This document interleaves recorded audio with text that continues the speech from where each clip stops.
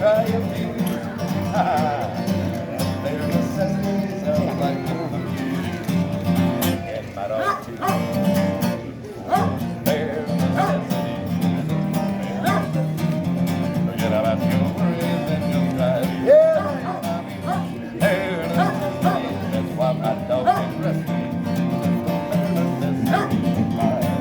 Now when you pick up a paw or prickly pear, and you prick the wrong paw, next time beware.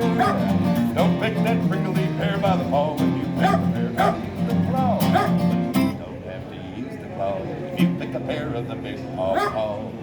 Why have I given you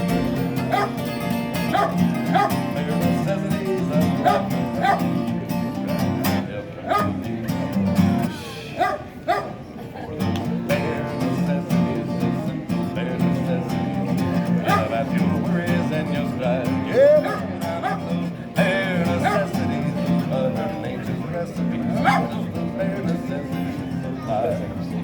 Now try to relax.